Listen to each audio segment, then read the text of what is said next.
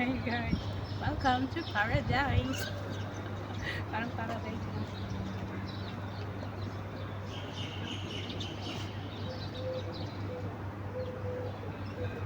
Ang cute guys, buti na lang. Marami pang sarado at saka wala pang tao. Nakapag-picture at nakapag-video. Hello Ramadan! Hello mga ka-OF W. Natumba po siya guys. Lumipat ako dito sa kabila para mas safe yung amin. Last Friday mga kananay. Nakagitna na tayo ng Ramadan. Thank you. Ayan.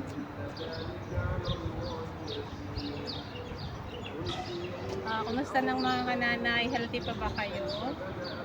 Ingat-ingat lang, tiis-tiis lang. Malapit na rin matapos ang Ramadan. Bye-bye guys. Mag-ingat kayong lahat. Ang ganda dito. Hi everyone, blessed Friday. So ayan guys, nakarating ako sa tower na dito. Ang ganda pala ng pag-arrange nila dito. At least, tignan nyo. Ang ganda ng ginawa nila pag Ramadan. Ayan, malapit po ito sa Corinthia, kung saan naganap po yung ano ba yun? Seabird nung ay parang isang buwan na yata pa yun. Bago mag-Ramadan. Ang cute guys. Ang ganda rin ng ganitong chair oh. Kahit ganyan lang sana kaliit ang mabili ko na pang balkon. Ang ganda oh. Gusto ko sa balkon yan kasi kahit nababasa, yun nga lang ingatan kasi nakita ko to sa sa bahay ng amo ko sa bansa nila. So, pag magtagal na pala siya, ay sorry, mabuslot, mabubutas gana. Di ba? Ang ganda. Ay, fresh pa talaga. Fresh siya, guys. Ay, hindi. Ayan lang ang fresh. Ang cute. Dadaan ang reyna, ang saya-saya. Bago pa mag-iftar ito mag-open, kaya nakapag-selfie naman ako. Ang cute lang. Meron ganun akong display sa bahay, yung mga star at saka moon. Anong ganyan, golden. Golden lang kasi sa bahay kasi mahilig sa golden ang aking kagaya ko mahilig sa golden display. Ako rin. Golden display yung gusto ko. So yan, kumusta ang inyong mga Ramadan mga kananays? Ang cute. Meron pa dun sa kabila. Ayan.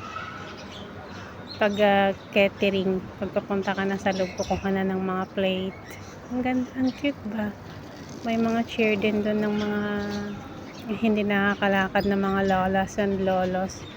Meron din pala sa kabila. Ayun. Mag-selfie nga rin ako doon. Akala ko dito lang. Ang cute.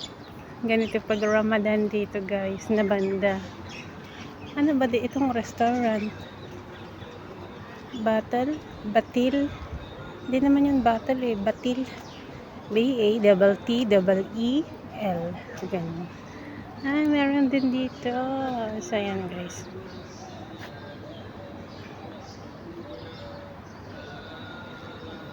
Ayan. Maraming ganito sa bahay, maliliit lang. Pag na kasi nagamit na ng isang taon na Ramadan, ayaw na ni amo ko, saan sila nakatago. Hindi ko naman pwedeng dalhin sa amin kasi kahit ayaw niya na, pang Ramadan naman yan. Wala naman Ramadan sa atin. Hindi ko alam kung pwede siyang i-display sa Disyembre.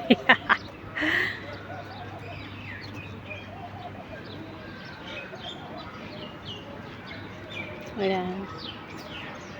Ilaw ang nakalagay sa loob. Sa bahay naman skandal.